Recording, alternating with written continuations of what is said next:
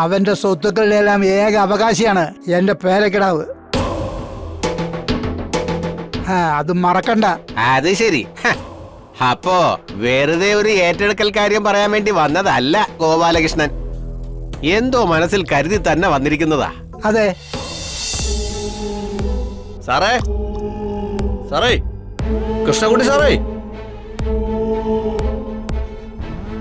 കൃഷ്ണൻകുട്ടി സാറേ, സാറേ, രാജേന്ദ്രനാണേ, കുറച്ച് കാര്യങ്ങൾ പറയാനുണ്ടേ.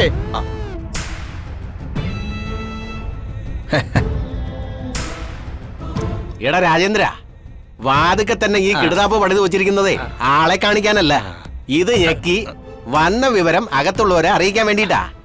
അത് വിട് സാറേ, സാർ ഇപ്പൊ പുറത്ത് വന്നില്ലേ, എനിക്ക് അതേ ആവശ്യമുള്ളൂ. എനിക്ക് ഇത്ര ചില്ലറ തരിക, ഞാൻ അത് വാങ്ങുക, എന്നിട്ട് എന്റെ പോക്കറ്റിലിടുക, ഞാനങ്ങ് പോവാ, അത്രേ ഉള്ളൂ. എടാ രാജേന്ദ്ര, നിന്റെ വിളച്ചിലൊക്കെ നിന്റെ കയ്യിൽ തന്നെ അങ്ങ് വെച്ചാ മതി. ഇതേപോലെ പല പ്രാവശ്യം പല കാര്യങ്ങൾ പറഞ്ഞ് നീ എന്റെ കാശ് വാങ്ങിയിട്ടുണ്ട്.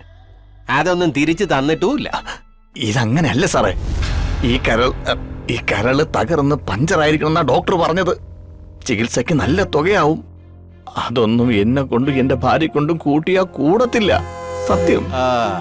തൽക്കാലത്തേക്ക് വേദന ഒന്ന് പിടിച്ചു ചേർത്താൽ 1-2 ഗുളിക വാങ്ങണം. ഒരു 500 രൂപ തന്നാ മതി, കൂടുതലൊന്നും വേണ്ട. 500 രൂപയെ?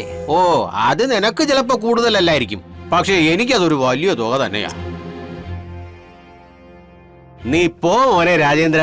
പിന്നല്ല സാറേ, എന്റെ ഭാര്യ ജോലി ചെയ്യുന്ന എവിടെയാണെന്ന് അറിയാലോ? കുടുംബശ്രീ ശാരദയുടെ ഹോട്ടല്. അതുകൊണ്ടാ അവിടെ നടക്കുന്ന കാര്യങ്ങൾ കൃത്യമായിട്ട് ഞാൻ ഇവിടെ വന്ന് പറയുന്നത്. അവിടുത്തെ ശ്യാമയുണ്ടല്ലോ, അതായത് ശാരികയുടെ അനിയത്തി, മുഴു ഭ്രാന്താണെന്ന്. ഭ്രാന്താ? ആ, ഭ്രാന്ത് തന്നെ. ചങ്ങലക്കിടേണ്ടി വരുമോന്നൊരു സംശയമുണ്ട്. ആ രീതിയിലാണ് കാര്യങ്ങൾ പോണത്. പിന്നെ ആ കുടുംബത്തിന് മൊത്തത്തിലൊരു വട്ടം ഉണ്ടല്ലോ. നിനക്ക് മരുന്ന് വാങ്ങിക്കാൻ എത്ര കാശ് വേണമെന്നാ പറഞ്ഞേ? ഒരു 500 മതി സാറേ.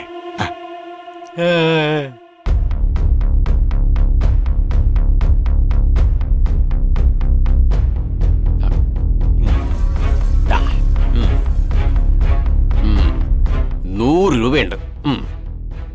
അതെ, അവിടത്തെ കഥകൾ അറിയാൻ വേണ്ടിയൊന്നും അല്ല ഞാൻ ഈ കാശ് തരുന്നത്.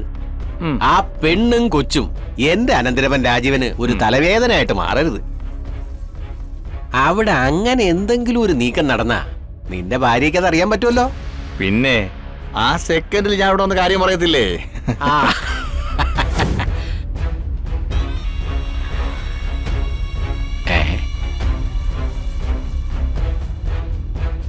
ഗോപാലകൃഷ്ണനാണല്ലോ വരുന്നത്. എന്തോ ഒരു കുഴപ്പം മണക്കുന്നുണ്ടല്ലോ. നീ ഒരു കാര്യം ചെയ്യ്, ഈ വഴി വിട്ടോ, മുന്നിൽ ചാടണ്ട.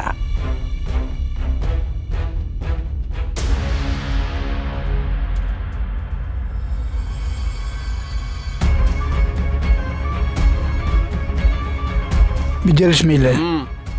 എന്താ കാര്യം? അത് ഞാൻ വിജയലക്ഷ്മിയോട് പറഞ്ഞോളാം. ഞാൻ അവളുടെ ആങ്ങളയാ, സഹോദരൻ.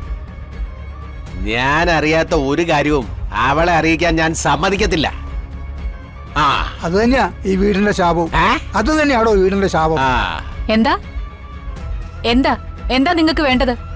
എനിക്ക് വേണ്ടത് അല്പം സമാധാന. അതിപ്പോ നിങ്ങളുടെ മകൻ കാരണം എനിക്ക് നഷ്ടപ്പെട്ടിരിക്കുക. വിദേശത്ത് കിടക്കുന്ന എന്റെ മകൻ നിങ്ങളുടെ സമാധാനം എങ്ങനെ നഷ്ടപ്പെടുത്തിയെന്നാ എനിക്ക് മനസ്സിലാവാത്ത. ശാരിക പ്രസവിച്ചിരിക്കുന്നത് നിങ്ങളുടെ മകന്റെ കുട്ടിയെയാണ്.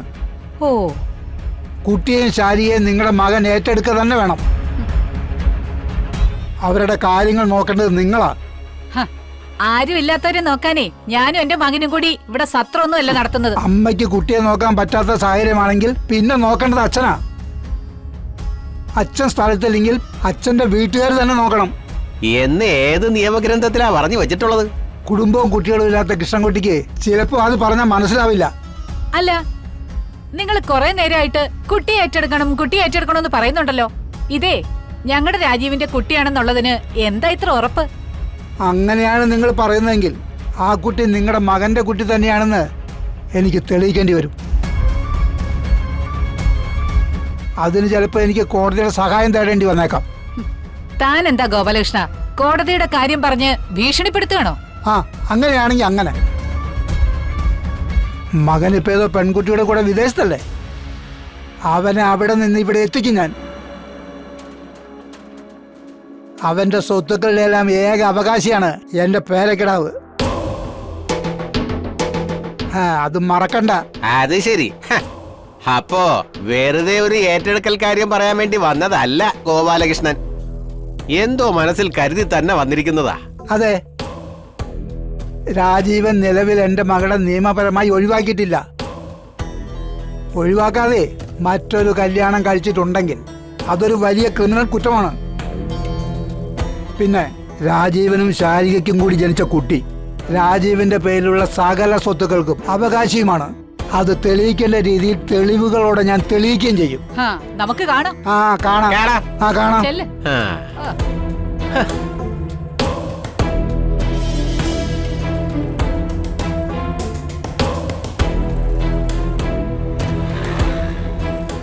ഇത് കുഴപ്പമാണ് വിജയലക്ഷ്മി, വലിയ കുഴപ്പമാ.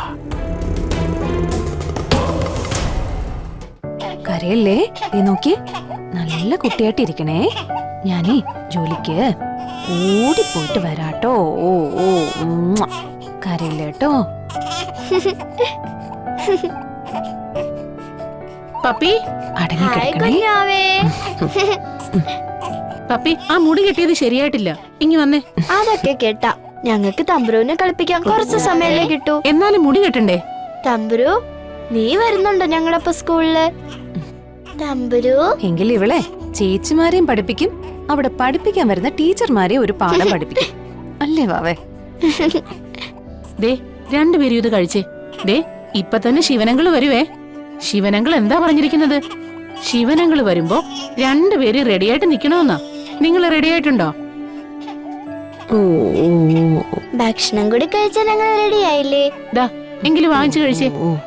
ഓ ദേ വാങ്ങിച്ചു കഴിക്ക്. അമ്മ മോക്ക് പാലൊക്കെ കൊടുത്തിട്ട് റെഡിയാക്കി നിർത്താം. എന്നിട്ട് ശിവനങ്ങള് വരുന്നവരെ നിങ്ങക്ക് ഇവളുടെ കൂടെ കളിക്കാലോ. ഓ ഓ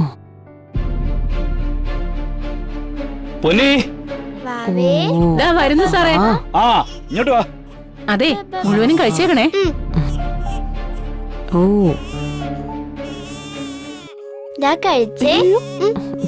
വേണ്ട, തമ്പൊരു കുഞ്ഞല്ലേ, ദോശയൊന്നും കഴിക്കാറായിട്ടില്ല. അപ്പൊ പാല് കുടിക്കുന്നുണ്ടല്ലോ.